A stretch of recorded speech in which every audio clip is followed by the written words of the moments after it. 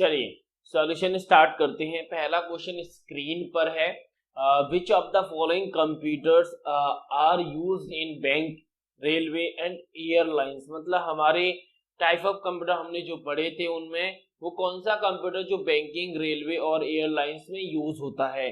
तो जैसा कि आप सभी को पता है कि वर्क स्टेशन घर पे हम यूज करते हैं और माइक्रो हमने पढ़ रखा है, ये दोनों के दोनों सिंगल यूजर हैं तो इनका यूज हम करते नहीं है।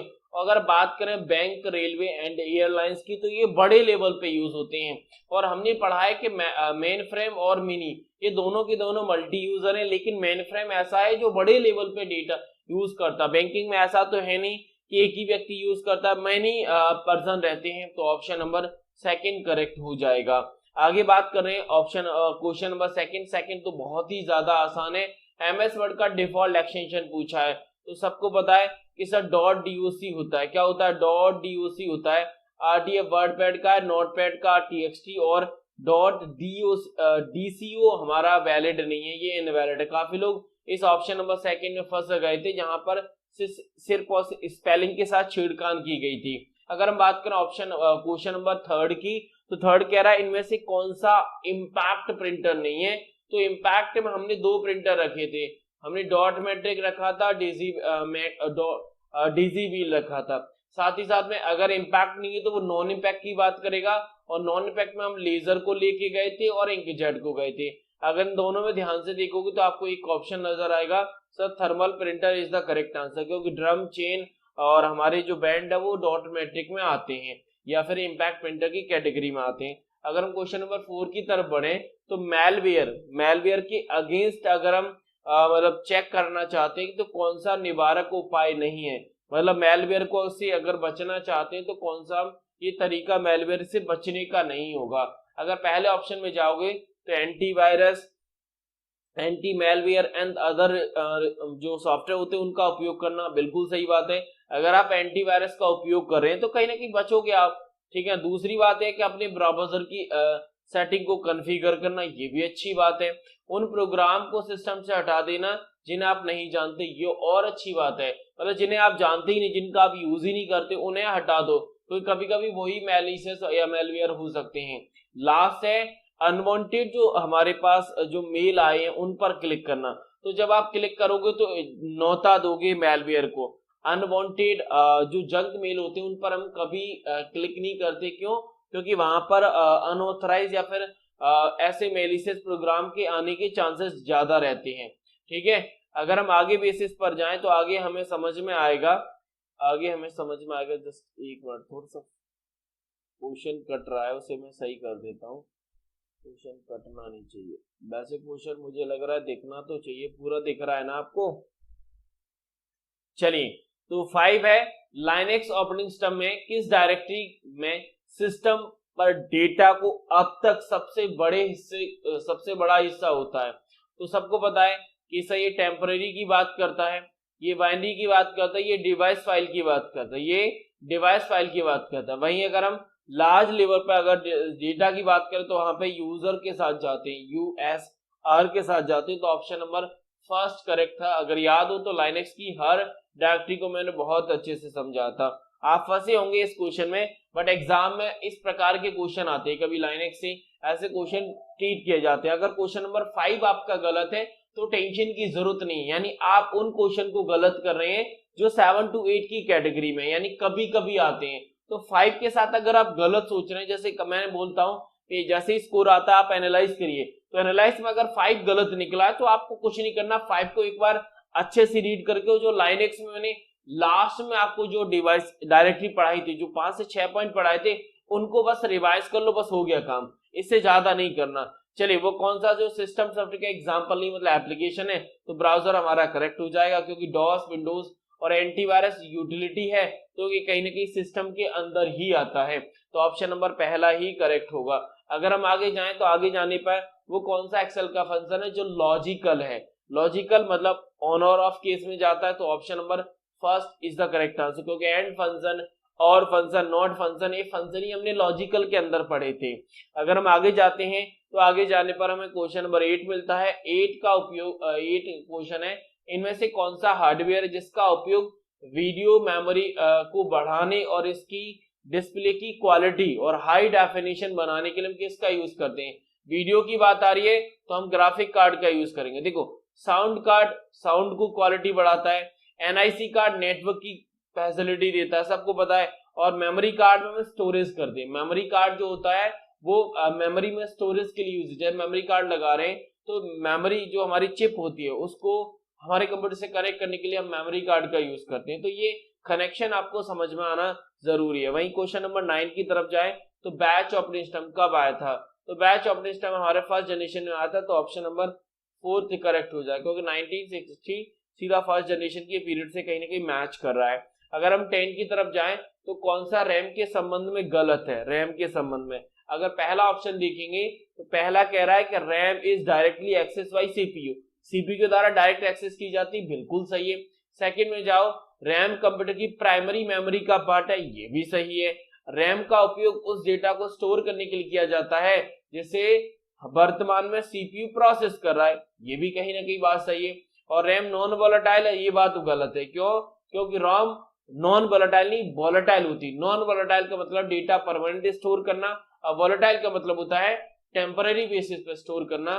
तो हमारा 4th करेक्ट हो जाएगा। वहीं अगर हम आगे जाए तो आगे जाने पर हमें क्वेश्चन नंबर 11 मिलता है। 11 कह रहा है यूजर की स्पेसिफिक मतलब बोला जाए कि यूनिक प्रोसेसिंग रिक्वायरमेंट को पूरा करने के लिए डिजाइन किया गया सॉफ्टवेयर निर्देशों को क्या कहते हैं? मतलब अगर हम यूजर को स्पेशली अगर बोला जाए कि उसकी डिमांड को पूरा करने के लिए हम किस सॉफ्टवेयर को डिजाइन किया है, तो यूजर के लिए जो सॉफ्टवेयर डिजाइन किए जाते हैं उन्हें हम क्या कहते हैं? उसी आधार पे आप आराम से समझ सकते हो, इसमें कोई डाउट और संदेह वाली बात नहीं, क्योंकि यूजर के लिए जो सॉफ्टवेयर होते हैं उन्हें हम एप्लीकेशन कहते हैं, जिन्हें हम एंड यूजर के नाम से भी जानते हैं। तो ऑप्शन नंबर पहला ही करेक्ट होगा। आगे जाएं तो आगे वेब ब्राउजर, अगर हमें किसी डॉक्यूमेंट को वेब ब्राउजर में दिखाना है तो वो कौन सा व्यू है? हमने 5 व्यू पढ़े थे, पांचों व्यू अगर ध्यान से देखोगे तो वेब लेआउट वो व्यू था जो हमारे डॉक्यूमेंट को एज अ वेब पेज में रिप्रेजेंट कराता था, और वेब पेज हमारे वेब ब्राउजर में दिखते हैं, तो कहीं ना कहीं यही आंसर हो जाएगा। बाकी अगर आप ऑप्शन पे जाओगे तो आउटलाइन हमारे पूरे के पूरे डॉक्यूमेंट को बुलेट फॉर्म में दिखाता है, बुलेट या फिर हेडिंग्स बोले या फिर हम लेबल बोले। साथ ही साथ फुल स्क्रीनिंग मोड हमारे जो रिबन होती है, रिबन को हाइड कर देता, 3 नए टैब आ जाते हैं, मैंने बताया भी था 3 नए टैब कौन कौन से होते हैं। अगर हम ड्राफ्ट की बात करें तो ड्राफ्ट में सिंपल लाइन चली जाती है, हेडर फुट हट जाता है, और ड्राफ्ट में जो ऑब्जेक्ट नजर आता है सिर्फ आपके डॉक्यूमेंट में कुछ भी लिखा हो लेकिन सिर्फ आपको टेक्स्ट ही नजर आएगा, बाकी और कोई ऑब्जेक्ट आपको नहीं दिखेगा। अगर हम क्वेश्चन नंबर 13 की बात करें तो डैश टैबलेट के मायने में अलग है, जिसका उपयोग स्टाइलस ऑटोमेटिक इलेक्ट्रॉन्स की को निर्धारित करने के, हमने ग्राफिक के टाइप की आपको बात की थी और बताया भी था ग्राफिक के टाइप के 7 to, यानी अगर जैसे 5 क्वेश्चन गलत हुआ था वैसे अगर 13 भी गलत है तो टेंशन की बात नहीं, क्योंकि 7 to 8 है, हर एक शिफ्ट में नहीं आएगा लेकिन आएगा तो डराएगा जरूर। तो एक्टिव वो टैबलेट है जहां पर स्टाइलस हमारा विथ सेल्फ इलेक्ट्रॉन की मदद से हमारे जो टैबलेट पर जो सिग्नल्स होते हैं, हमारे टैबलेट पर जो सिग्नल्स होते हैं उनको ट्रांसमिट और जनरेट करने में मदद करता है। तो ऑप्शन नंबर फर्स्ट करेक्ट होगा।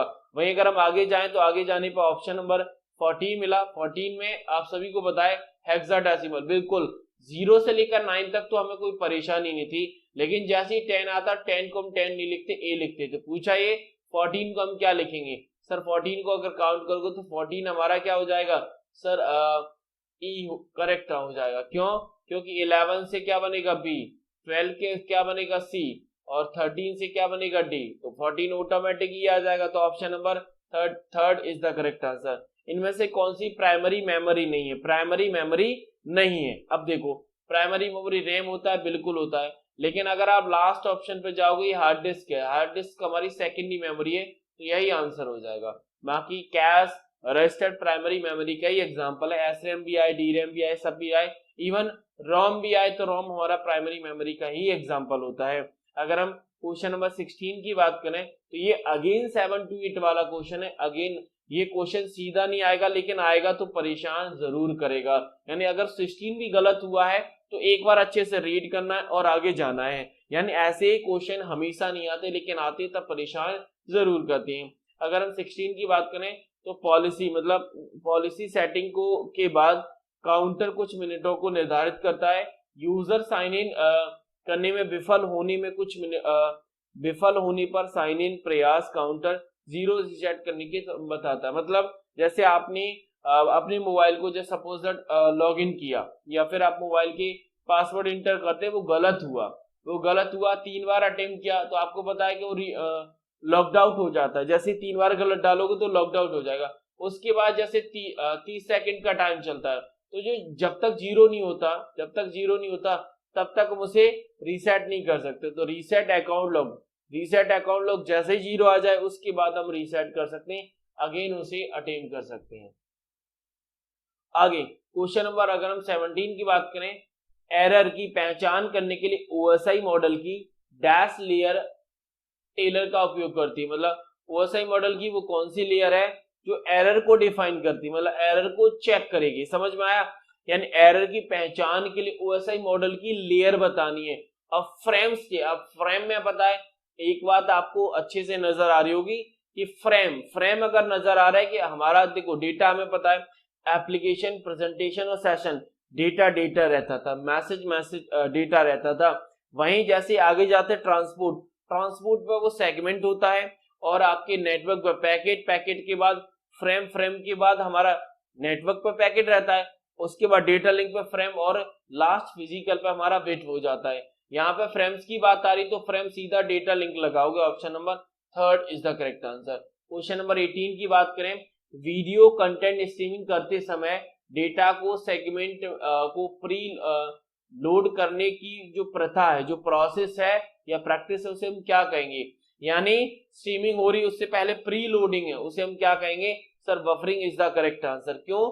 क्योंकि देखो अपलोडिंग सर्वर, आप क्लाइंट से सर्वर पर भेजना, डाउनलोडिंग मतलब सर्वर से क्लाइंट पर आना, स्ट्रीमिंग जो आप देख रहे हैं अभी लाइव में, लेकिन स्ट्रीमिंग से पहले जो लोडिंग होती है जैसे हमारा कहीं ना कहीं वो वीडियो आराम से चले, उसे हम बफरिंग के नाम से जानते हैं। देखा होगा आपने, आप जैसे यूट्यूब का वीडियो देखते हैं तो आपने देखा होगा कि आपका कर्सर कहीं पे चल रहा है लेकिन एक उसी मतलब जो प्ले बार होती वहीं पर एक व्हाइट लाइन चलती है, तो वो हमारे लोडिंग का काम करती है, जो बफरिंग में कहीं ना कहीं बफरिंग के द्वारा परफॉर्म की जाता है। आपने देखा हो काफी बार घूमता है हमारा सर्कल, तो वो इसीलिए घूमता है कि हमारा जो वीडियो का बफरिंग है वो कंप्लीट नहीं हुआ है। बफर हो जाएगा तो कहीं ना कहीं फिर हमारी दिक्कत नहीं आएगी। चलिए laser printer, yes laser printer वो कौन सा प्रिंटर है जो लेजर टेक्नोलॉजी, देखो दो ही टेक्नोलॉजी हमने पढ़ी थी, टाइपराइटर, लेजर में जो काम नॉन इम्पैक्ट में करता है भाई सबको पता है, नॉन इम्पैक्ट में और इम्पैक्ट में हमारा टाइपराइटर होता है। तो दो ही टेक्नोलॉजी पढ़ी, दोनों के आधार पर हमें आंसर करना था। आगे CMOS सेटिंग यूटिलिटी को ओपन करने के लिए, तो हमें वही बात आ रही है कि बूट करने के लिए, मैंने बूट करने के लिए जो जैसे F12 का हम यूज करते हैं, F10 का है, काफी जगह F8 का भी यूज किया जाता है, लेकिन इनके अलावा हम जो डिलीट फंक्शन है, डिलीट समझते हो जो कहाँ होता है? अगर मैं आपसे पूछूं ये DEL ये कमांड आपको कहां पर मिलेगी तो कमेंट बॉक्स में बता सकते हो। सर ये मिलती है न्यूमेरिक कीपैड में जो राइट साइड में होता है, इंटर और 0 के बगल में होता है, तो उसे जैसे प्रेस करोगे तो आपका जो सिस्टम का यूटिलिटी है CMS की जो सेटिंग है वो ओपन हो जाएगी। आगे question number 21, computer data transfer component क्या बस के सिस्टम बस के कितने प्रकार? भाई हमने बस कितने प्रकार की पढ़ी? 3 प्रकार की बस है सर, 3 प्रकार की। कौन कौन सी? सर एड्रेस होती है, सर डेटा है और कंट्रोल बस है। एड्रेस को कंटेन करती है, एड्रेस को कैरी करती, डेटा को। एड्रेस बस जो है वो हमारी यूनी डायरेक्शनल थी। कैसी? यूनी बाई नहीं, बाकी ये दोनों हमारी बाई डायरेक्शनल होती है, इनमें डेटा दोनों तरफ से आ जा सकता है। डेटाबेस डेटा को कैरी करता है और कंट्रोल सिग्नल को करता है। अगर हम 22 की बात करें तो इसकी स्पीड के कारण कैश मेमोरी में निम्नलिखित में से किसका उपयोग किया जाता है? यानी which of the following used in a cache memory to due to high speed. अगर हम हाई स्पीड मतलब इसकी स्पीड के कारण कैश मेमोरी किसका यूज करते? देखो पेन ड्राइव सेकेंडरी मेमोरी है, रीड ओनली रोम है। अब इसमें 2 ऑप्शन मिले, स्टैटिक और डायनेमिक। अब स्टैटिक फास्ट कौन है? सर एसरेम फास्ट होती है, तो इसी का यूज करेंगे, ऑप्शन नंबर 2 का। किसका? ऑप्शन नंबर सेकंड का। अगर हम 23 की बात करें तो निम्नलिखित में से कौन सी फंक्शन की है जो हेल्प, भाई हेल्प की बात आ रही है तो हमेशा हम F1 के साथ जाते हैं और इसी हेल्प को हमने क्वेश्चन मार्क से भी डिनोट किया था। F2 की बात करें तो रीनेम केस में जाता है, F3 हमेशा सर्चिंग केस में जाता है, F4 हमें या तो F4 के मल्टीपल यूज हैं, जैसे अगर मॉडिफाई की के साथ बात करें तो क्लोजिंग केस में जाता है, सिंपल यूज करोगे तो MS वर्ड में टास्क को रिपीट किया जाता है, मतलब लास्ट एक्शन को रिपीट करता है, और एक्सेल में कहीं ना कहीं हम डॉलर साइन, पता है डॉलर रिलेट करते थे, मतलब सेल के एड्रेस को रेफरेंस एड्रेस में कन्वर्ट करने के लिए। अगर हम 24 की बात करें तो जब आप एक से अधिक यूजर एक ही प्रिंटर पे काम कर रहे हैं तो ओएस कैसे कार्य करता है, मतलब अगर एक ही प्रिंटर मल्टीपल पीपल काम करेगी समय तो यूजर कैसे काम करता है। पहला ऑप्शन है कि अलग अलग यूजर को प्रिंट करने की जो प्रोसेस होने की प्रतीक्षा करनी होगी। दूसरा है ऑपरेटिंग सिस्टम एक सिंगल डेटा की अनुमति देता है, ठीक है। हार्ड डिस्क पर प्रत्येक यूजर के डेटा को अस्थायी रूप से स्टोर किया जाता है और ऑपरेटिंग सिस्टम हार्ड डिस्क पर प्रत्येक यूजर के डेटा को स्टोर नहीं करता जी। अगर आप ध्यान से देखोगे तो आपको ऑप्शन खुद ब खुद नजर आएगा, कैसे, यानी जैसे मल्टीपल यूजर ने कमांड दी प्रिंटर को तो प्रिंटर एक यूजर की कमांड हो रही, बाकी क्या होंगी सर, होल्ड होंगी, बाकी होल्ड होंगी। तो एक बात तो सही है कि होल्ड टेम्परेरी बेसिस पर होंगी, परमानेंट स्टोर थोड़ी होती है। अब होल्ड यहाँ पर अगर देखोगे तो एक समय में एक ही की अनुमति देगा तो ये बात गलत है, ठीक है ना। प्रिंटिंग की प्रोसेस प्रतीक्षा करनी होगी, यूजर मतलब अलग अलग यूजर को प्रिंटिंग प्रतीक्षा करनी होगी, नहीं प्रिंटर प्रतीक्षा थोड़ी करता है। प्रिंट जैसे अगर किसी व्यक्ति ने प्रिंटर की कमांड दे दी है तो आप वहां पर वेट नहीं करोगे कि सामने वाला प्रिंटर ऑलरेडी वर्किंग है, आप कमांड नहीं दे सकते, आपकी कमांड चली जाएगी लेकिन वो कमांड हमारी कहाँ, बफर मेमोरी में जाएगी। अब यहाँ पर लिखा भी है कि प्रत्येक यूजर की डेटा को टेम्पररी कहां पर, टेम्पररी बेसिस पे स्टोर किया जाएगा, हार्ड डिस्क पर स्टोर करेगा। तो ऑप्शन नंबर थर्ड ही करेक्ट होगा क्योंकि बफर और हमने स्पूलर दोनों पढ़े थे प्रिंटिंग के संबंध में, प्रिंटर में पढ़े थे। आगे फाइल है, क्वेश्चन नंबर 25 है, सिपर डैश का आउटपुट होता है, मतलब जो सुपर टेस्ट है वो किसका आउटपुट है, इनक्रप्शन एल्गोरिथम का, बिल्कुल सही है इनक्रप्शन का। आपको पता है कि प्लेन टेस्ट से हम सिपर में जाते हैं, अब ये करता कौन है सर, इनक्रप्शन करता है, वही सिपर से अगर प्लेन में आते हो तो ये डिक्रप्शन करता है। तो ऑप्शन नंबर पहला ही करेक्ट होगा। चलिए ये तो क्वेश्चन बहुत ही लॉलीपॉप वाला था, क्यों, क्योंकि ये क्वेश्चन आपको कीबोर्ड देख के बताना था कि हमारे कीबोर्ड में जो परसेंटेज साइन होता है तो वो किस की पर होता है, या फिर बोला जाए कि शिफ्ट की को प्रेस करके शिफ्ट के साथ कौन सी की प्रेस करें परसेंटेज साइन हमारा प्रिंट हो जाए। अब जिसपे परसेंटेज होगा देखोगे ध्यान से परसेंटेज 5 पर होता है। ये क्वेश्चन तो कीबोर्ड में देख के लगाना था, आपके एग्जाम में कीबोर्ड आता है। लास्ट है वो कौन सा प्रिंटर जिसकी स्पीड सीपीएस कैरेक्टर पर second, sir dot matric is the correct answer. अच्छी बात है, डॉट डॉट सब लिखिए लेकिन हमें आंसर एक ही option dot matrix, option number 4 is the correct answer, 4 होगा। चलिए यूनिक्स का प्रोसेस सिस्टम कॉल नहीं, फॉक एग्जिट बिट, लेकिन क्रिएट नाम का कुछ नहीं होता। क्रिएट हमारा विंडोज में जाता है, क्रिएट कहां जाता है, विंडोज का प्रोसेस कंट्रोल सिस्टम कॉल है। चलिए एलसीडी की तुलना में एलईडी का क्या लाभ है, मतलब हम अगर एलसीडी की जगह एलईडी लें तो प्रॉफिट क्या है, क्या फायदा होगा। पहला वेरी एक्सपेंसिव, बहुत ही महंगा, एलसीडी एलईडी की तुलना में महंगा है नहीं, हल्का है नहीं, कम स्थान घेरता है, दोनों बराबर ही घेरते हैं, इसमें कोई डाउट नहीं। लास्ट ऑप्शन है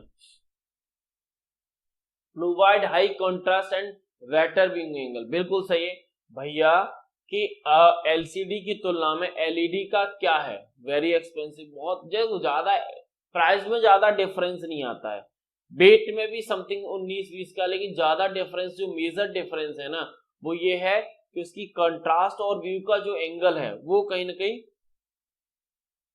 डिफाइन करता है। मतलब कैसे, जैसे अगर आप एलसीडी को थोड़ा दूर से देखते हैं झुक के या दूसरे एंगल से तो वहां पर कहीं ना कहीं आपको जो कलर है वो अलग दिखेंगे, लेकिन एलईडी में ऐसा नहीं होता, एलईडी में किसी भी एंगल से देखिए तो वही कलर आपको नजर आएंगे।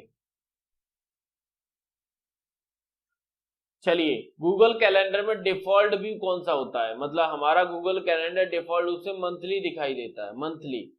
और आप गूगल के क्या कोई भी कैलेंडर देखो मंथली आता है, इसमें घंटे के हिसाब से कभी कैलेंडर नहीं देखा होगा, दिन के हिसाब से भी नहीं होता और ना वीक के हिसाब से होता। 31 वो कौन सा विकल्प है, ठीक है, प्रूफिंग समूह के भीतर एमएस वर्ड वर्ड काउंट विकल्प के तहत जो स्टैटिक मिलता है वहां पर अवेलेबल नहीं होता। बिल्कुल, बहुत अच्छा क्वेश्चन है, प्रैक्टिकल है। मतलब जब प्रूफिंग कमांड ग्रुप के अंदर अगर हम वर्ड काउंट को ओपन करें तो वर्ड काउंट के स्टैटिक पॉइंट आते हैं, तो हमें कौन सा ऑप्शन नहीं मिलता। नंबर ऑफ पेजेस हमारा वर्ड काउंट कर बिल्कुल करता है, नंबर ऑफ पैराग्राफ करता है, नंबर ऑफ वर्ड करता है, 3 हो गए। नंबर ऑफ लाइन कितनी है और नंबर ऑफ कैरेक्टर भी फाइंड करता है। कैरेक्टर 2 प्रकार के रहते हैं, एक विद स्पेस के साथ जाते हैं कि स्पेस कितना है, और एक विदाउट स्पेस की भी बात करते हैं कि विदाउट स्पेस कितना काउंट करेगा, ठीक है ना। लेकिन नंबर ऑफ सेंटेंस कभी काउंट नहीं करता, नंबर ऑफ सेंटेंस कभी काउंट नहीं करता। थर्ड करेक्ट हो जाएगा। वही अगर 32 की बात करें एमएस वर्ड में विभिन्न हेडिंग्स, विभिन्न हेडिंग, तो भाई हेडिंग कहाँ होती है, हेडिंग हमारे स्टाइल के अंदर होती है, सबको पता है। हेडिंग्स हो गया, टाइटल हो गया, बॉडी टैग्स की जो फॉर्मेटिंग, उनके जो लेआउट है वो हमें कहीं ना कहीं कहाँ मिलते हैं, 32 यानी स्टाइल कमांड ग्रुप के अंदर मिलते हैं, जो कि होम टैब में है।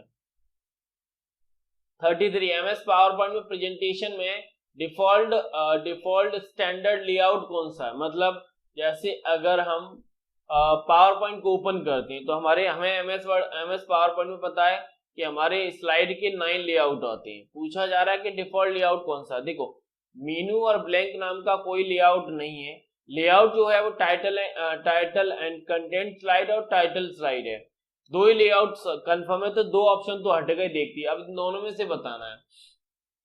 अगर आप लेआउट की बात करोगे तो फर्स्ट लेआउट होता है टाइटल स्लाइड वाला, जो कि डिफॉल्ट है। बाकी टाइटल एक कंटेंट वाला, ये हमारा सेकंड स्लाइड होता है, जिसे हम जैसे पहले लेआउट के बाद एंटर करेंगे तो सेकंड हमारा लेआउट ही इंसर्ट होगा।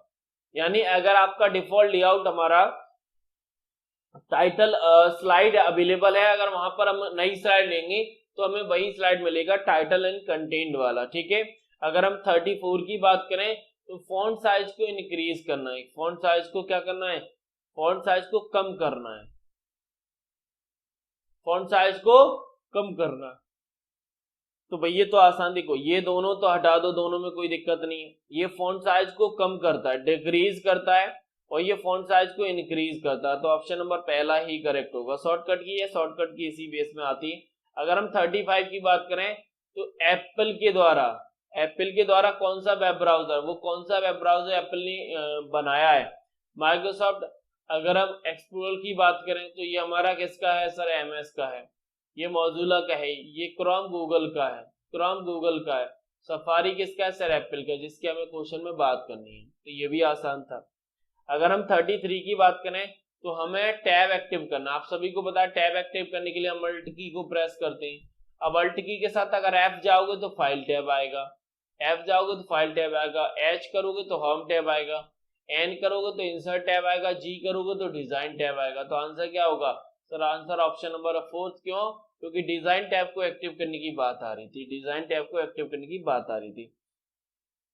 37 एमएस वर्ड में वो कौन सा चेंज केस है जो प्रत्येक यानी to capitalize first letter of each word, प्रत्येक वर्ड का पहला लेटर कैपिटल, बाकी सारे यानी first letter of each word, प्रत्येक वर्ड का।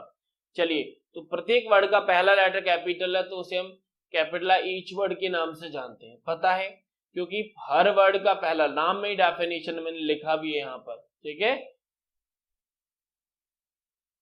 ब्लूटूथ द्वारा जब हम ब्लूटूथ द्वारा कास्टिंग करते हैं तो ब्लूटूथ कास्टिंग के लिए हम किसका यूज करते हैं। अब ब्लूटूथ में जैसे हम ट्रांसमिशन कर रहे हैं, एक जगह दूसरी जगह भेज रहे हैं, तो वहां पर किस प्रकार की वेव्स यूज की जाती हैं सर, ब्लूटूथ हो गया और हमारा वाईफाई हो गया, दोनों में एक ही प्रकार की वेव्स यूज होती है, जिनका नाम रेडियो वेव्स है। कैसी, रेडियो वेव्स है। बाकी टेलीफोन लाइन तो होगी नहीं, क्योंकि ये वायर्ड की बात कर रहा है और हम कहीं ना कहीं किसकी बात कर रहे हैं, हम बात कर रहे हैं वायरलेस की, तो कहीं नहीं ये होगा ही नहीं।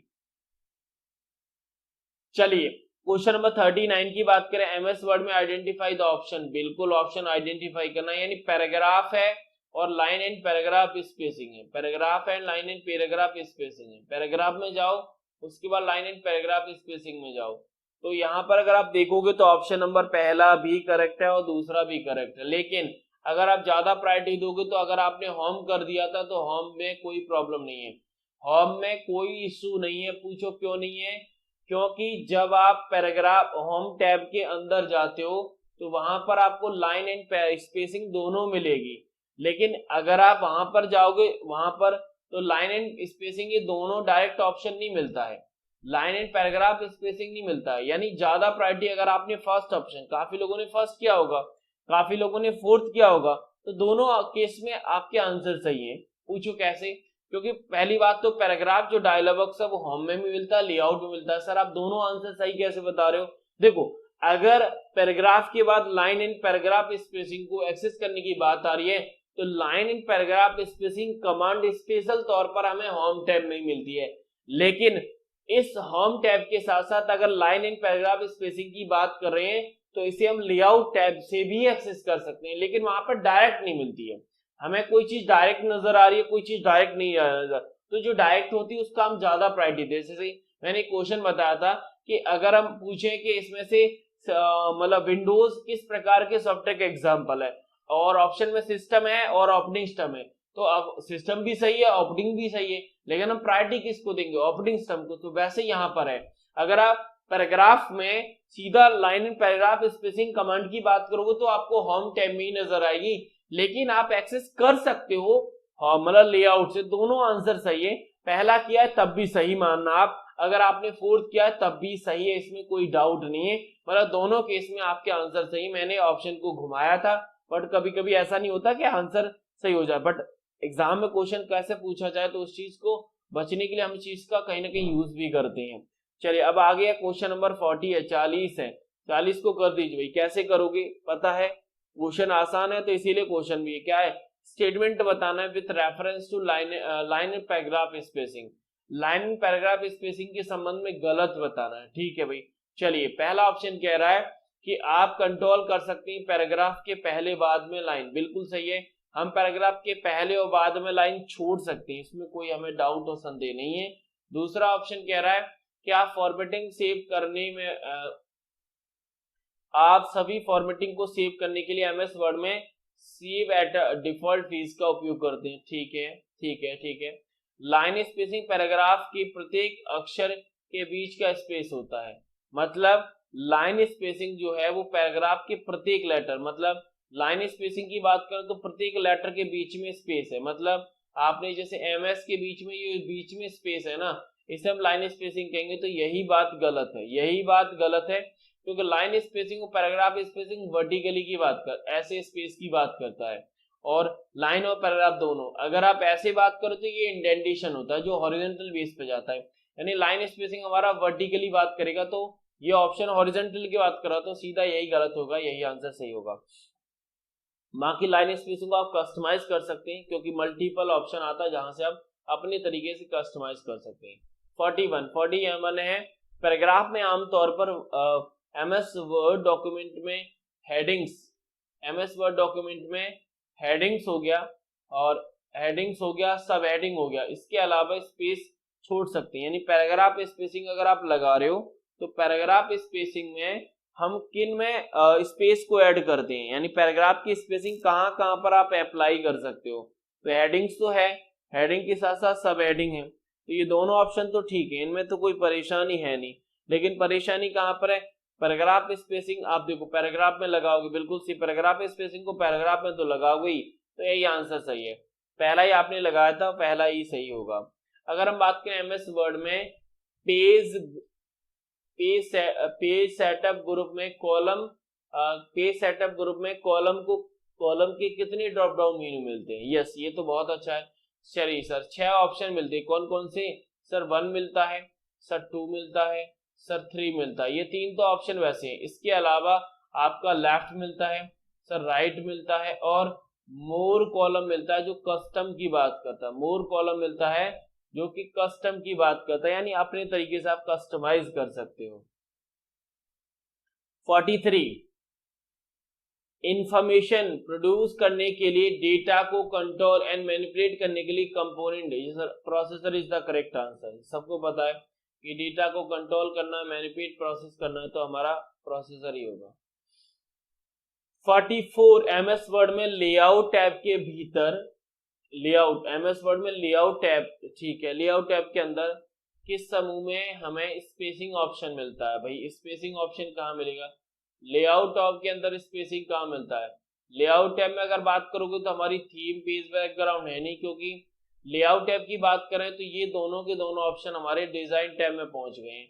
वैसे अगर आप 2007 का यूज करोगे तो दोनों ऑप्शन मिलेंगे, लेकिन पेज सेटअप में हमें स्पेसिंग नहीं मिलती, हमें पैराग्राफ कमांड ग्रुप के अंदर मिलती है, जहां पर स्पेसिंग, ये पैराग्राफ कमांड ग्रुप हमारे होम टैब के अंदर था। अभी हमने एक क्वेश्चन भी किया था इसी सेट में।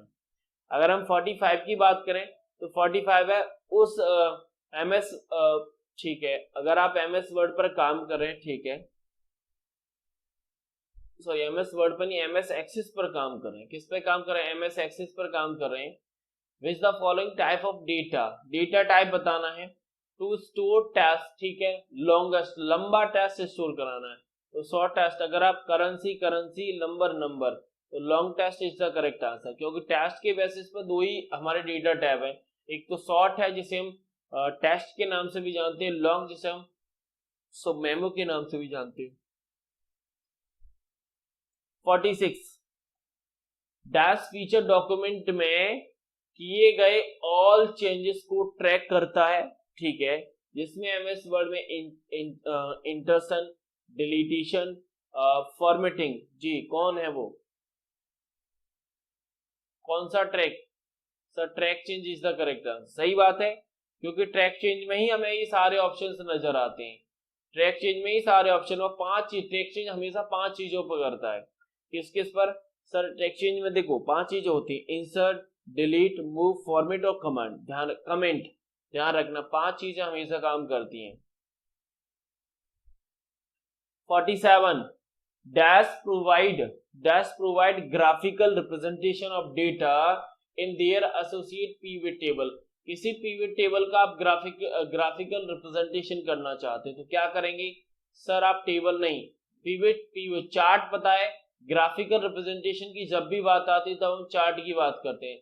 चार हमारा ग्राफिकल या फिर पिक्टोरियल रिप्रेजेंटेशन होता है डेटा का, लेकिन यहाँ पर pivot टेबल का हमें चार्ट बनाना है तो pivot टेबल चार्ट होगा। आगे 48, क्लास सी का आईपी एड्रेस से संबंधित क्लास सी का फर्स्ट ऑक्टेट नंबर कौन सा है? इसमें याद करना कुछ नहीं था, आप पहले ए लिखो, क्लास ए होती है, ए को लिखो 0, क्लास बी की बात करें, क्लास बी 10, क्लास सी की बात करें तो 110, क्लास डी की बात करें तो 1110, अगर हम क्लास ई की बात करें तो चारों 1 यानी ऑल 1 हो जाएंगे। किसका पूछा जा रहा है? सी का पूछा जा रहा है। सी का क्या होगा? आंसर लगा दो सीधा। सर 11 मतलब 0, option number 4 is the correct answer. 49, आप go to command dialog box का उपयोग करके एमएस वर्ड में किसी स्थान पर तुरंत जा सकते हैं। डैश डायलॉग बॉक्स के गो टू टैब को रिप्रेजेंट करने के लिए शॉर्टकट जी का उपयोग करेंगे। मतलब वो कौन सा डायलॉग बॉक्स है जहां पर हमें गो टू टैब एक्टिव हो जाएगा? Why control G. Sir find and replace is the correct answer. Find and replace dialog box में ही हमें 3 टैब मिलते हैं, फाइंड, रिप्लेस और go to. Control G press करोगे तो गो टू टैब एक्टिव हो जाएगा और find and replace dialog box हमें रिप्रेजेंट हो जाएगा।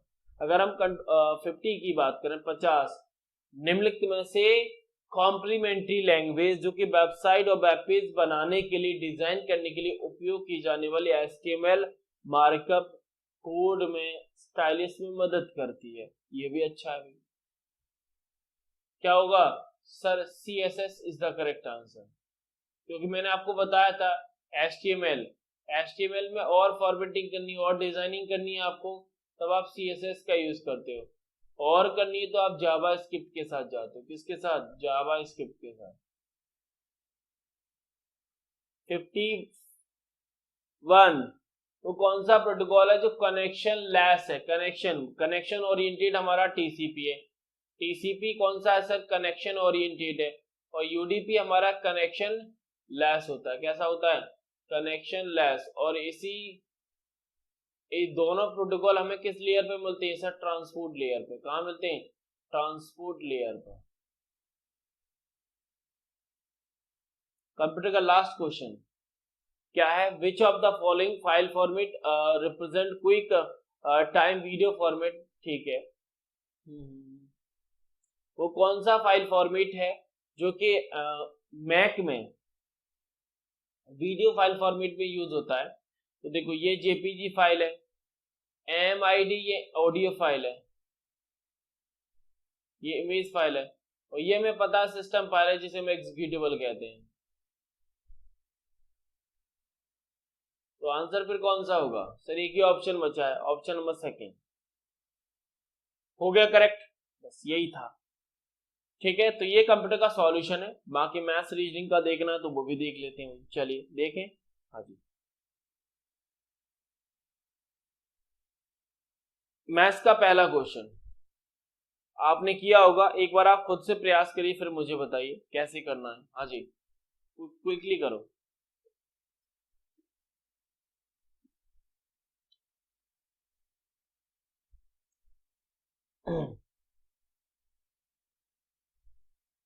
देखो करना ये था कि पहले अगर हम 2 का क्यूब करते हैं और 2 के स्क्वायर को इसमें से माइनस कर दें। अब 2 का क्यूब क्या होता है सर, 8 होता है। 2 का स्क्वायर क्या होता है, 4 होता है, तो हमें 4 मिल जाएगा। इसी प्रकार अगर हम 3 का क्यूब कर दें, -3 के स्क्वायर को माइनस कर दें, 3 का क्यूब क्या होता है सर 27, 3 का स्क्वायर 9, तो हमें 18 मिल जाएगा। तो इसी प्रकार अगर हम 4 का क्यूब करें और -4 स्क्वायर करें तो 4 का क्यूब क्या होता है सर 64 होता है। 64 में से 16 माइनस करो, कितना आएगा, 64 में से 16 माइनस करोगे 48 आएगा। 100 को चेक कर लो, यानी 100 हमारा 5 का क्यूब और 5 के स्क्वायर को माइनस करने पे मिलना चाहिए। तो 5 का क्यूब 25 होता है, -25, तो आंसर 100 ही आएगा। तो यानी ये चीज वैलिड है, ये चीज वैलिड है, तो answer option number first is the correct answer. आगे ये इस प्रकार के जो क्वेश्चन है वो हर स्टूडेंट को मिल जाते हैं। अब ये क्वेश्चन उन स्टूडेंट के, ऐसे क्वेश्चन उनको करने जिनका मैथ्स कमजोर है, बाकी आप लोग करेंगे ही। मैथ्स कमजोर है उनको करना ही करना है, और काफी सारे क्वेश्चन कॉपी पेस्ट भी हो जाते हैं तो उनके आंसर भी अच्छे से याद रखना। चलिए, तो हमें एग्जैक्ट आंसर नहीं निकालना, अप्रोक्स निकालना है, क्योंकि आपको एग्जैक्ट वैल्यू कैलकुलेट नहीं है, सिंपल बोला है।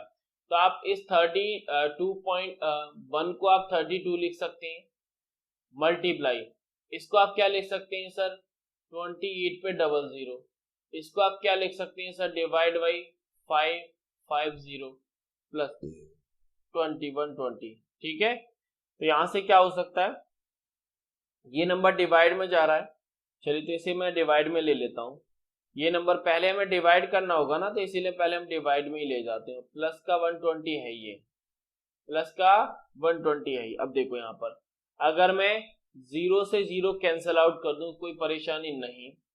आगे जाओ, अब देखो अगर मैं 11 से इसे कैंसिल आउट करूं तो ये 5 टाइम्स जाएगा। 11 से इसे कैंसिल आउट करूं तो लगभग 3 बार जाएगा। क्यों, क्योंकि 11 3 33 होता है, 32 ऑलरेडी है, तो लगभग अप्रॉक्स 3 बार जा रहा है, तो 3 मैंने यहाँ पर ले लिया। अब अगर 5 से मैं इसे कैंसिल आउट करूं तो 5 25 होता है, बची 3। ठीक है, तो कितना हो जाएगा 3 मल्टीप्लाई 56 प्लस 120, बस कर लीजिए भाई। 50 का 3 बार मल्टीप्लाई करोगे तो 150 होता है, 6 का करोगे तो मतलब 18, 168 प्लस 120 ऐड कर दीजिए, यानी 8 8 2 यानी 288 है। तो लगभग option number second is the correct answer. क्या आएगा, सेकंड करेक्ट हो जाएगा। आगे 60 की बात करें तो ये भी समथिंग वही है, ये भी समथिंग वही है कि हमें वही करना है, अप्रोक्स ले जाना है, लेकिन अप्रोक्स की वैल्यू नहीं है। अच्छी बात है, अप्रोक्स की वैल्यू नहीं तो हमें पूरा का पूरा करना होगा। चलिए कैसे करेंगे, यानी हमें 12.5 मल्टीप्लाई 14। ठीक है, चलिए इसके तरीके क्या है, तरीके देख लेते हैं। यानी 12.5 मल्टीप्लाई 4 ये लिखना है, ठीक है ना। डिवाइड में जाओगे तो आपको मिलेगा 8.75 क्योंकि ये डिवाइड में जा रहा है, और प्लस का ये है, और बाकी इक्वल टू में आपका 50 प्लस एक्स है जो हमके एक्स हमें निकालना है, ठीक है। चलिए अब क्या करें, ये 50 है। अब यहां पर अगर देखें तो यहां पर देखो, यहां पर आपका 1 0, यहां पर आपको 1 0 बढ़ जाएगा, और यहां से अगर हटाओगे तो यहां पर 2 0 बढ़ जाएंगे। 1 0 से 1 0 कैंसिल होगा, क्या मिलेगा, यानी 125 मल्टीप्लाई 140 डिवाइड में 875 प्लस ये।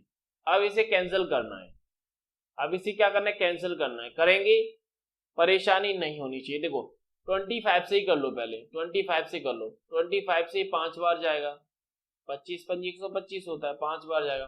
25 से इसे कैंसिल आउट करो, 25 से 75 होता है, 75 होता है, बचेगा कितना, 12, 12 मिला के 5 125 बनेगा, तो वो कितनी बार जाएगा सर, 5 बार जाएगा, तो ये कैंसिल आउट हो गया, ठीक है। अब इसे, अब ये कितने से कैंसिल आउट हो सकता है सर, 7 से कर दो, वैसे 5 से भी हो सकता है, 5 से एक और बार हो जाएगा तो ये 5 एक बार हो जाएगा, 5 से ही करोगे तो आपका ये हो जाएगा, 7 से करो, 7 2 14 यानी ये 20 आएगा, कितना आएगा, यानी ये वैल्यू आपको कितनी मिलेगी, 20 प्लस 42 इक्वल्स टू आपका 50 प्लस एक्स, बस कर दीजिए, ऐड कर दीजिए, ऐड करने पे कितना होगा सर, ये 62 होगा, 62 और माइनस का ये 50 हो जाएगा, माइनस का 50 हो जाएगा, एक्स की वैल्यू मिल जाएगी, यानी 12 इज द करेक्ट आंसर, क्योंकि ऑप्शन नंबर सेकंड। चलिए, difference between length and breadth of rectangle. देखो रेक्टेंगल आपको पता है, रेक्टेंगल क्या होता है, लंबाई मतलब चतुर्भुज, चतुर्भुज में लंबाई और चौड़ाई के बीच में डिफरेंस, मतलब लंबाई माइनस चौड़ाई की अगर मैं बात करूं तो हमें 23 मिल रहा है। परिणाम मतलब पेरीमीटर, परिमाण सॉरी, परिमाप, परिमाप बोलते हैं जिसे, परिमाप पेरीमीटर है, परिमाप हमें दिया है, और परिमाप देखो अगर हम बात करें रेक्टेंगल के एरिया का तो लंबाई इंटू चौड़ाई होता है, ठीक है। वहीं अगर आप रेक्टेंगल की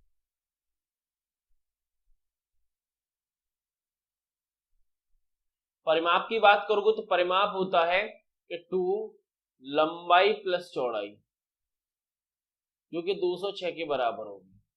कुछ आया समझ में, क्योंकि परिमाप लंबाई प्लस चौड़ाई, यही तो परिमाप है, यही तो पेरीमीटर एक पल में, तो मैंने 2 लंबाई प्लस चौड़ाई ये लिख दिया, तो यहां से अगर आप देखोगे तो लंबाई प्लस चौड़ाई में आपको क्या मिलेगा, 2 से ये आधा करोगे तो 103 हो जाएगा, यानी लंबाई माइनस चौड़ाई दिया है, लंबाई प्लस चौड़ाई दिया है, तो इसका मतलब लंबाई को एक जगह से ले लोगे तो काम हो जाएगा। चलिए अगर मैं यहाँ पे लूं तो लंबाई बराबर 23 प्लस बी हो जाएगा, कोई परेशानी सर नहीं होनी चाहिए। तो यहां से लंबाई में अगर यहाँ पे पुट कर दूं तो इस लंबाई की जगह मुझे 23 प्लस बी मिलेगा, 23 प्लस बी मिलेगा, और फिर प्लस बी, क्योंकि ये लंबाई की जगह मैंने ये 23 प्लस बी कर दिया, ठीक है, तो मेरा काम हो गया।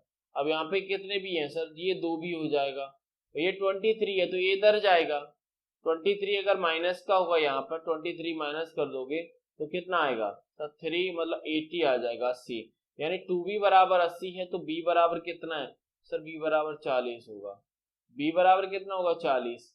अगर b बराबर 40 है तो l बराबर कितना होगा, आपको पता है लंबाई प्लस लंबाई बराबर 23 प्लस b है, यानी b 40 है तो हमारा जो चौड़ाई है, जो लंबाई है वो हमारा कितना होगा सर, 63 हो जाएगा। बस आपको निकालना क्या था, क्षेत्रफल, क्षेत्रफल हमें पता है लंबाई इंटू चौड़ाई होता है, यानी अगर हम एरिया की बात करें तो एरिया लंबाई इंटू चौड़ाई होता है, और लंबाई पता है 63 है और चौड़ाई हमें पता है 40 है, 40, तो मल्टीप्लाई कर दीजिए, यानी 4 3 12 होगा, ठीक है, एक आया, एक कैरी आया, 24 25, तो यानी 25 पे 20, तो option number 4 is the correct answer. 62 क्या है, नॉर्थ की करके 7 लड़के खड़े हैं, इनका एवरेज है। देखो एवरेज का सिंपल सा फॉर्मूला होता है, average equal to sum of total number, sum of total number और टोटल नंबर। अगर हम यहाँ पे बात करें कि नॉर्थ में 7 लड़के खड़े जिनका एवरेज 26 है, मतलब अगर 26 एवरेज है और टोटल व्यक्ति हैं 7, तो सम ऑफ टोटल नंबर निकाल सकते हो। बिल्कुल सर, 7 का मल्टीप्लाई कर दो 26 में, सीधा आंसर मिल जाएगा। 7 का मल्टीप्लाई 26 में कर दो, सीधा आंसर मिल जाएगा। मतलब अगर मैं बात करूं 26 5 टाइम कितना होता है सर? 26 यानी 26, 24 में 120, 26 में 130, 130 और 26 दूनी सर 52 होता है। 130 और 52 सर, ये सम ऑफ टोटल नंबर। अगर हम टोटल 7 व्यक्ति के सम ऑफ टोटल नंबर की बात करें तो हमारा 182 आएगा, ठीक है ना, 182। बस हो गया काम। इसमें बोला जा रहा है कि पहले 3 का और लास्ट के 3 का औसत दिया है, तो मतलब बीच वाले का औसत निकाल लो कैसे, यानी पहले देखो पहले 3 का एवरेज दिया है, लास्ट 3 का दिया, मतलब बीच वाला निकलेगा। तो इसके लिए हमें टोटल सम मिला है। इसका मतलब है कि सम ऑफ 3 व्यक्ति का और लास्ट के दोनों का निकालने और इस 7 में से माइनस करना। अब यहाँ पर कैसे करेंगे उस चीज को समझिए। जैसे अगर हम 3 व्यक्तियों का एवरेज हमें पता है, 3 व्यक्तियों का अगर हम एवरेज की बात करें जो स्टार्टिंग से वो उनका 20 कितना है 19 है। इसका मतलब अगर हम स्टार्टिंग के यानी फर्स्ट थ्री जिसे मैं F3 लिख दिया, फर्स्ट 3 का अगर हम सम निकालें मतलब 19 मल्टीप्लाई 3 होगा जो कि 57 के बराबर होगा।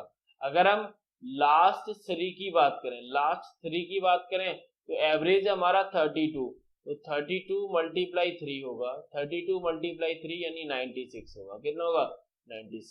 यानी इन सबको अगर हम सम करें, इन सबको सम करेंगे तो हमारे पास कितना मिलेगा, इन सबको सम करने पर हमें टोटल 6 का यानी टोटल 6 लोगों का मिलेगा, जो कि कितना रहेगा, इन दोनों का सम करिए, 7 और 6 से 13 होता है, एक बचा, यानी आपको मिलेगा कितना 15 153 आ रहा है। मतलब टोटल 7 लड़कों का एवरेज है 182 और टोटल 6 का एवरेज है 153, तो यानी जो बचा है वो 7th वाला है। तो सीधा आपको करना कुछ नहीं है, 82 में से माइनस कर देना है 153 का, तो माइनस करोगे तो 9 यूनिट डिजिट आएगा यानी 29। ऑप्शन नंबर सेकंड करेक्ट होगा। कुछ लोगों को तो प्रॉब्लम हुई होगी, लेकिन मैं समझा देता हूँ आपको। देखो मैं आपको समझा देता हूँ कि कैसे हुआ, मैं आपको समझा देता हूँ कि हुआ कैसे था, क्योंकि जब तक आपको ये समझ में नहीं आया, क्योंकि वैसे तो जिनको एवरेज आता है उनको समझ में आ गया होगा कि हाँ सर कैसे किया। देखो ये लाइन है, इधर नॉर्थ की तरफ साइन करके 9 व्यक्ति 7 व्यक्ति 1 2 3 4 5 6 7। अब इन सातों का एवरेज दिया है, तो सातों का सम ऑफ एज हमने टोटल निकाला था 182 निकला था। कितना निकला था 182 निकला था। वहीं दिया क्या था, यानी पहले 3 का टोटल, पहले 3 का एवरेज, जहां से हमने पहले 3 का टोटल निकाल लिया था जो कि 57 था। फिर दिया था लास्ट के 3 का टोटल, लास्ट के 3 का एवरेज, जहां से लास्ट के 3 का टोटल निकाल लिया था। यानी ये 3 और 3 को मिला के 6 का बना और हमें टोटल 7 का दिया ही है, यानी हमें निकालना इसका है। तो इसका निकालने के लिए बाकी 3 के बीच में रिलेशन है, तो आराम से निकल आया, तो क्या आंसर नंबर सेकंड हो गया। ठीक है, चलिए लास्ट क्वेश्चन है मैथ्स का, करते हैं भाई। मैथ्स में टाइम लगता है, बाकी चीजों में कम समय लगता है। तो यहाँ पर क्वाड्रेटिक क्वेश्चन है, क्वाड्रेटिक क्वेश्चन में आपको एक्स वाई वैल्यू निकालने, उनमें रिलेशन डिफाइन करना था।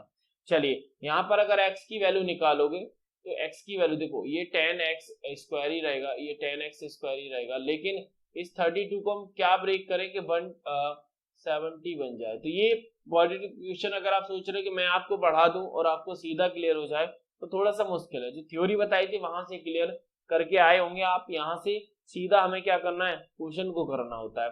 तो 33 को अगर हम डिवाइड करें तो हम 15 प्लस 18x लिख सकते हैं, प्लस का 27, प्लस का 27 हो जाएगा। ठीक है, कोई परेशानी? क्यों? क्योंकि 15 और 18 का मल्टीप्लाई करोगे तो आपका 270 ही आएगा। अब यहां से क्या होगा, यहां से देखो 10 और 15 में से आप 5 कॉमन ले लो, क्या लोगे सर? 5x कॉमन लो। 5x कॉमन लिया तो यहां पर क्या बचा सर? 2x बचा। यहां पर क्या बचेगा? 3। इसी प्रकार यहां पर क्या लोगे? यहां पर सर यहां पर कॉमन मिलेगा हमें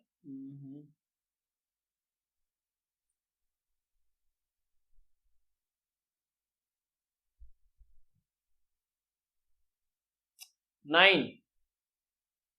यहां पर हमें मिलेगा 9। 9 कॉमन लिया तो ये कितना मिलेगा सर? 2x हो जाएगा। ये कितना होगा? 2x।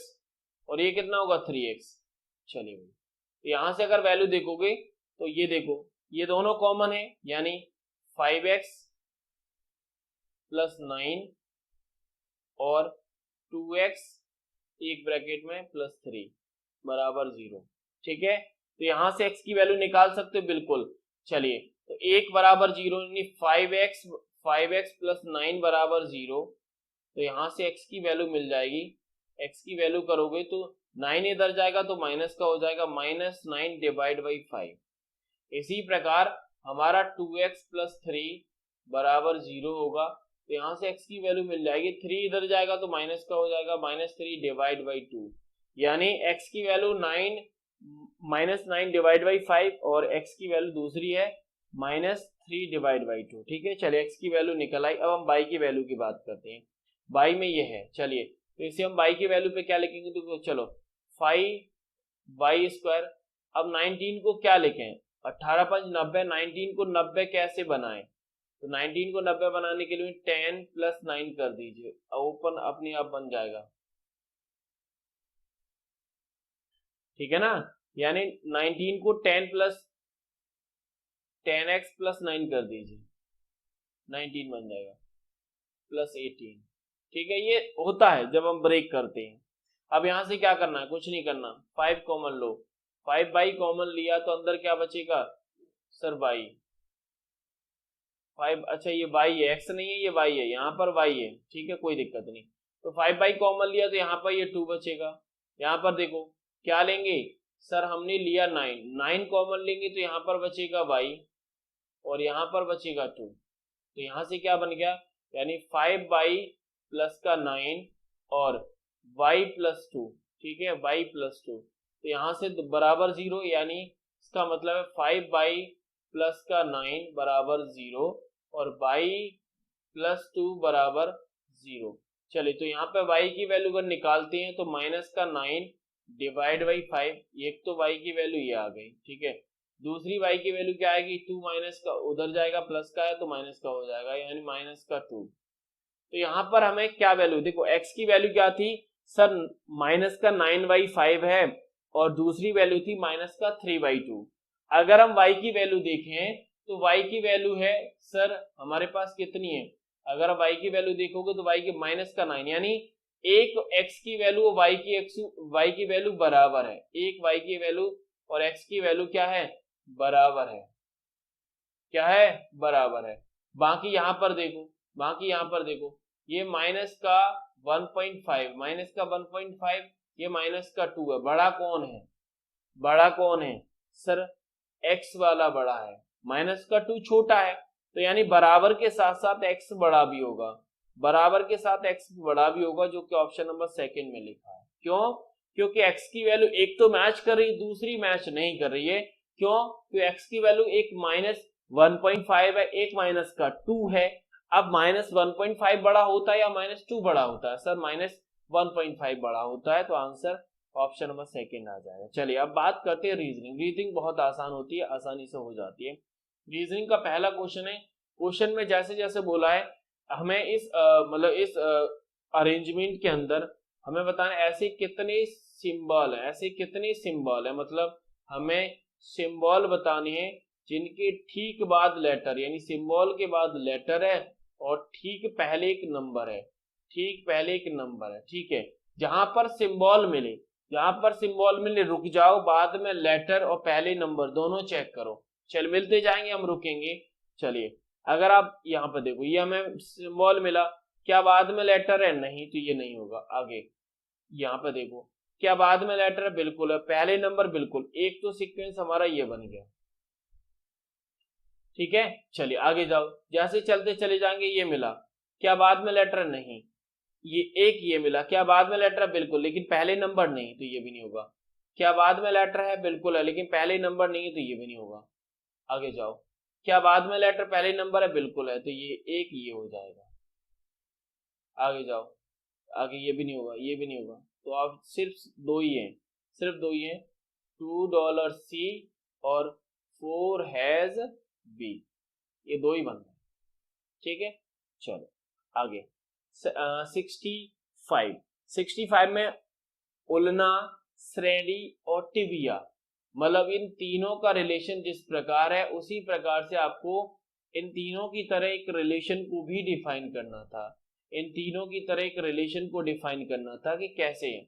ये मांसपेशियां हैं, मतलब ये तीनों क्या है? मांसपेशियां हैं। ये तीनों मतलब ये एनालॉजी वाले क्वेश्चन है जो इनके बारे में, जैसे अगर आप स्रोड़े या फिर टिबिया के बारे में जानते हैं, उलना के बारे में जानते हैं, तो आप बता जाओगे ये तीनों के तीनों हमारे हड्डियों के नाम है। किसके नाम है सर? हड्डियों के नाम है। Option number 4। ये एनालॉजी वाला क्वेश्चन है। एनालॉजी वाला क्वेश्चन सिर्फ आपकी नॉलेज पे डिपेंड करता है। अगर आपको नॉलेज है तो कर जाएंगे, अदरवाइज क्वेश्चन फंसाएगा आपको। क्वेश्चन नंबर 66 यानी न्यू दिल्ली, कोलकाता, चेन्नई, मुंबई। अगर आप इनको ध्यान से देखेंगे तो इन तीनों में से आपको कॉमन चीज मिल रही है, लेकिन हमें ऑड वन आउट बताना है। तो अगर आप कोलकाता की बात करो, चेन्नई की बात करो, मुंबई की बात करो, तो तीनों के तीनों की जो रेखा है वो समुद्र तट है, यानी जबकि दिल्ली हमारा सेंटर में आता है। यानी कोलकाता, चेन्नई, मुंबई तीनों के किनारे, मतलब तीनों समुद्र तट पर हैं। समुद्र इनके बगल में समंदर है, लेकिन दिल्ली में ऐसा नहीं, तो दिल्ली अलग होगा। और मोस्ट ऑफ द केस में तीन एक कैटेगरी में जाते हैं, एक अकेला सिंगल जाता है, उसी को हमें बताना होता है।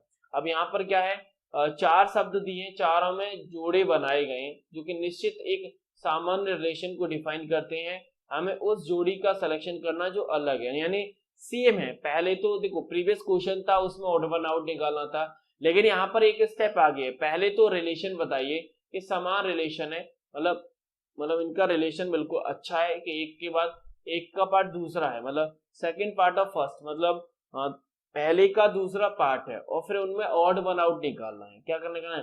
ऑड वन आउट निकालना जो कि अलग है। जैसे बात करो फूल पंखुड़ी, तो फूल का पार्ट पंखुड़ी होता है, बिल्कुल सही है हमारा। अगर हम व्रत की बात करें तो व्रत का आर्क होता है।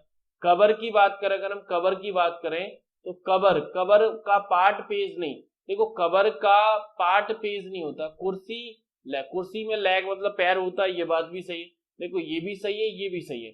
व्रत के अंदर आर्क होती, ये भी सही है, लेकिन आपको ये पता होना चाहिए कबर के अंदर पेज नहीं होता। आपको पता है कि हमारे बुक के अंदर पेज होते हैं, तो ये अलग है, ये रिलेशन अलग बता रहा है। इसी चीज को हमें डिफाइन करना है। आगे क्वेश्चन नंबर 68 है। यहाँ पर क्या 37 का संबंध 7 से है, सॉरी 35 का संबंध 7 से है, तो 125 का संबंध किससे होगा? तो कैसे निकालें? तो अगर हम 7 में 5 का मल्टीप्लाई कर दें 37 बन जाएगा, तो हमें किसका मल्टीप्लाई करेंगे 125 बन जाए। ठीक है ना, अब जिसका डिवाइड करें उसका भाग भी तो दे दो। जैसे अगर हम 7 में मल्टीप्लाई करके 35 बना रहे हैं, तो हमारे पास अगर 35 है तो उसमें 5 का डिवाइड देके भी तो वो नंबर बन जाएगा। इसी का मतलब है कि 125 में डिवाइड दोगे तो 5 का 25 आएगा, जो कि ऑप्शन नंबर सेकंड में होगा। तो option number second is the correct answer. आगे क्वेश्चन नंबर है, इसमें आपको बताना था कि जो लेटर है, जो वर्ड लिखा हुआ है, वर्ड क्या है सर? एडजस्टमेंट है। लिख लीजिए पहले। ऐसे जब भी क्वेश्चन आए तो पहले लिख लिया करो, पहले उसे लिख लिया करो। लिखने के बाद अब इसमें क्या है, अंग्रेजी वर्णमाला में जैसे हमारे लेटर होते हैं उसी प्रकार से यहाँ पर भी है, यानी जितने लेटर वहां छूटे उतने लेटर यहाँ पे छोटे गए उन लेटर के अंदर। एक बात अगर ध्यान से देखेंगे तो आपको देखो एस टी अगर आप अंग्रेजी वर्णमाला में देखते हैं तो यहाँ पर भी कोई लेटर नहीं छूटा, वहां पर भी एक भी लेटर नहीं छूटा, एस के बाद तुरंत टी आता है। हमें ऐसे ही निकालना है कि यहाँ पर जैसे अंग्रेजी वर्णमाला में जो सीक्वेंस होता है उसी आधार पर यहाँ पर है। तो एसटी के अंदर यहाँ पर 0 है और अंग्रेजी वर्णमाला के अंदर भी 0 है, तो उन्हीं पेयर को हमें बताना है। अगर हम और देखें तो और देखने पर हमें क्या मिलेगा, जैसे अगर हम ई की बात करें तो ई के बाद एफ आता है, एफ के बाद हमारा जी आता है, जी के बाद एच आता है और फिर आई आता है, यानी हमारा आई और जे भी बन रहा है, आई और जे भी बन रहा है। तो दो तो मुझे नजर आ गए, बाकी कोई तीसरा भी है, बाकी कोई तीसरा भी है क्या? वैसे आंसर दो ही होगा, तो दो बन जाते हैं, एस टी और जे ई या फिर ई जे। ठीक है, चलिए, क्योंकि अगर आप बात करोगे ना, देखो जे और ई में बात करोगे तो यहाँ पर कितने छूटे हैं सर, एम है सर, टी है, एस है और यू है। अगर ई के बाद जाते हैं तो यहाँ पर एफ होता है, ई एफ, जी होता है, एच होता है और आई। उसके बाद देखो वही लेटर है, वही चीज है। ठीक है, चलिए जीएस में पता है, जीएस में तो सीधा आंसर आप लोगों ने देखा होगा, जीएस में सिंपल सा फंडामेंटल रहता है कि मतलब सीधा मतलब सिंपल क्वेश्चन पूछे जाते हैं, और ये ऐसे रहते हैं जैसे पूरी हिस्ट्री से एक क्वेश्चन, और स्पोर्ट्स से एक क्वेश्चन, ज्योग्राफी से, पॉलिटी से, तो सिंपल ऐसे क्वेश्चन। इनका कोई वैसा नहीं है कि आपको सेलेक्टेड कंटेंट दे दें, सेलेक्टेड टॉपिक दे दें, वहां से हो जाए। जैसे पहला क्वेश्चन है कि हमारे और मतलब ग्लोबलाइजेशन प्रोसेस में कौन शामिल नहीं, तो एशियन बैंक, जो एशियन बैंक होता है वो शामिल नहीं, जबकि वर्ल्ड बैंक, आईएमएफ और डब्ल्यूटीओ दोनों शामिल हैं। अगर आप यहाँ पर जाओगे अगले ऑप्शन पे, तो अगले ऑप्शन का आंसर ऑप्शन नंबर 4 है, और यहाँ पे देखेंगे तो ऑप्शन नंबर कौन सा मिलेगा, ऑप्शन नंबर 3। मतलब जीएस के क्वेश्चन आप लोग कर लेना, ठीक है, जीएस तो आप कर लो कि नहीं कर पाओगे, तो जीएस बताना पड़ेगा।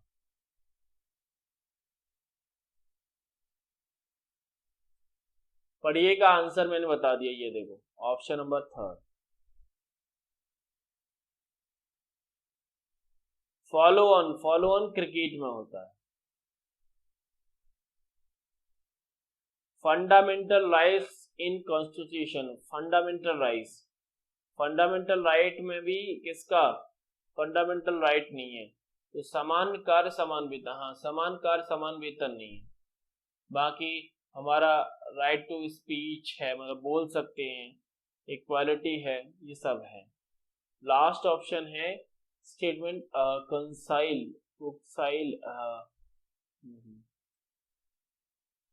ये उतना अच्छा क्वेश्चन नहीं है, अच्छा क्वेश्चन नहीं है, फिर भी आंसर देख लो भाई, ऑप्शन नंबर 2 करेक्ट होगा, ये रहा,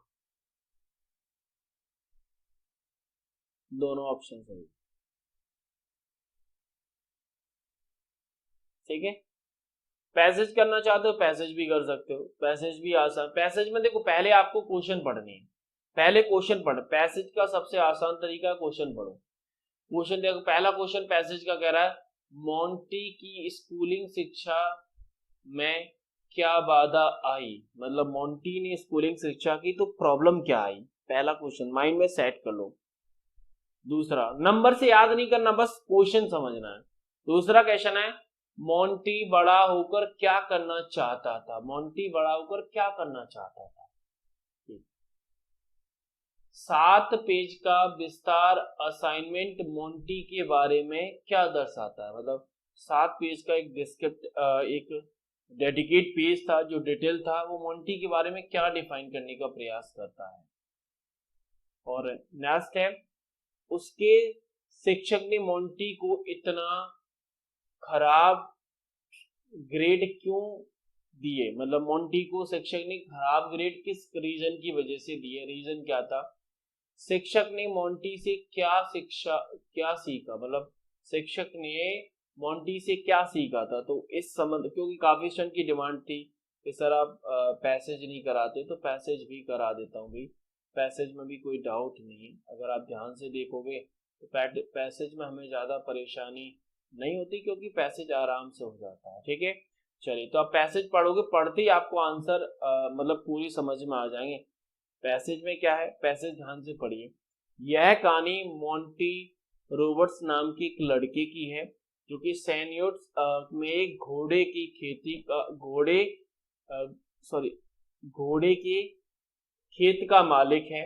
वह एक यात्रा करने वाले घोड़े के प्रशिक्षक का बेटा है, ठीक है, जो स्तर से मतलब स्तर से स्तर, रेस ट्रैक, खेत से खेत और मतलब खेत से खेत और खेत से खेत तक घोड़े को ट्रेंड करता था, ठीक है। नतीजा नतीजा लड़के को हाई स्कूल करियर लगातार बाधित हो रहा था, मतलब हाई स्कूल का जो करियर है, जो 10th का जो करियर है, वो प्रॉब्लम कर रहा था। जब वह सीनियर थे तब वह पेपर लिखने के लिए कहा गया था। वह क्या करना चाहते हैं, मतलब जब वह सीनियर थे तो उन्हें एक पेपर लिखने के लिए कहा गया कि वो क्या करना चाहते हैं, बड़े होने पर क्या करना चाहते हैं, मतलब बड़े होकर क्या बनना चाहते हैं, क्या करना चाहते हैं, ये बताइए आप। तो उस रात उन्होंने अपने सपने के बारे में 7 पेज का एक पेपर लिखा, मतलब 7 पेज का पूरा ब्यौरा लिख दिया, और 200 एकड़ खेत के चित्र भी बनाया, मतलब 200 एकड़ का एक चित्र भी बनाया, जिसमें सभी इमारतें अस्तबल, ट्रैक का स्थान, सब कुछ था। फिर उन्होंने 4000 वर्ग फुट का एक खेत के लिए विस्तृत मतलब एक बड़ी बिल्डिंग होने की योजना तैयार की। 200 एकड़ के सपने को खेत में। अब यहाँ पर देखो, इतना पैराग्राफ पढ़ लिया, आपको आंसर नजर आ रहा होगा। पहला, कि उसके पर्याप्त धन की कमी थी, तो ये बात गलत है, धन की कोई कमी की बात नहीं की जा रही, धन की कमी की कोई बात ही नहीं हो रही, इसमें धन की कमी की बात हो रही नहीं हो रही। आगे जाओ। उनके पिता की अचानक तबीयत खराब हुई, तो तबीयत की कोई ऐसी वो नहीं है। अपने पिता की नौकरी की यात्रा की प्रकृति, मतलब ठीक है, अपने स्कूल में शामिल होने वाला, मतलब अभी हमें पहले क्वेश्चन का आंसर नहीं मिला, हमें पहले क्वेश्चन का आंसर नहीं मिला, हो सकता है दूसरे का मिल गया हो सकता है दूसरे का मिल गया हो। जैसे दूसरा कह रहा था कि मोंटी बड़ा होकर क्या बनना चाहता था, तो ये उसने पेज में लिखा था, तो पिता की तरह ये तो नहीं। 200 एकड़ खेत का मालिक बनना चाहता था, बिल्कुल सही है, ये देखो यही बात कर रहा है। तो मैंने हमेशा कहा है कि आप एक बार क्वेश्चन को सेट करो फिर पैसेज पढ़ो। अगर मैं पैसेज आगे पढ़ता तो आगे पढ़ने पर हमें सीधे सीधे क्वेश्चन के आंसर मिलते चले जाते, हमें मिलते चले जाते और सीधा हो जाता, ठीक है।